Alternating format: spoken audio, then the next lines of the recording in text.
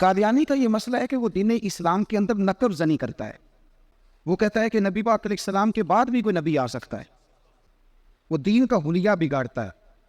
قادیانی سے ہمارا شدید اختلاف اس لیے ہے، جو تو ہیں عیسائی، وہ تو ایک الگ دین مانتے ہیں، بات ختم ہو گئی، ٹھیک ہے، وہ اپنا عبادت گاہیں بھی بناتے ہیں، سارا کچھ کرتے ہیں، کرے کہ عیسائی کم از کم اسلام کا حلیہ تو نہیں نہ بگاڑتے، ایک الگ دین کو مانتے، اور یہ کلمہ پڑھ کے، قرآن پڑھ کے، ایک نئے نبی کا تصور پیش کر کے ایک ایسا دروازہ کھولتے ہیں کہ جو دین کی ساری شکل و صورت کو بگاڑ دے گا.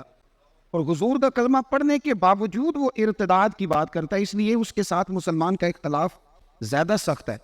اس لیے قادیانی کل بھی کافر تھے، آج بھی کافر ہیں، اور صبح قیامت تک یہ کافر ہی رہیں گے. اس لیے کہ سورج اپنی جگہ چھوڑ سکتا ہے، چاند اپنی جگہ چھوڑ سکتا ہے، ستارے ٹوٹ سکتے ہیں، لیکن میرے نبی کریم کے بعد کوئی اور نبی آ سکتا، یہ دروازے نبوت بند ہے. کیونکہ الکفر ملت واحد، کافر ایک پوری جماعت کا نام ہے.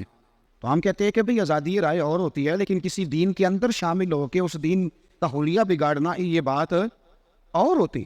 وہ اس طرح کرتا ہے کہ کسی بھی ایسی طاقت کو جو اسلام کا حلیہ خراب کرنے والی، اسے سپورٹ کرتا ہے، اور اس کو وہ آزادی رائے کا نام دیتے.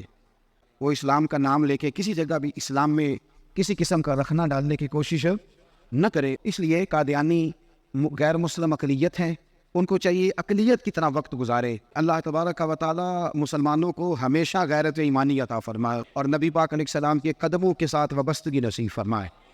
شہید کے بچوں کے لیے یہ جذبات دیے نبی پاک صلی اللہ علیہ وسلم، فرمایا دنیا میں بھی میں وارث ہوں، قیامت میں بھی میں وارث ہوں. جب حضرت جعفر طیار رضی اللہ تعالیٰ عنہ شہید ہو گئے تھے تو نبی کریم علیہ السلام ان کے گھر گئے تو ان کی اہلیہ نے پوچھا تھا کہ یا رسول اللہ صلی اللہ علیہ وسلم اب میرے بچوں کا کیا بنے گا؟ تو حضور نے فرمایا انا ولیہم فی الدنیا والآخرہ، میں دنیا میں بھی ان کا وارث بنوں گا اور قیامت میں بھی ان کا وارث بنوں گا.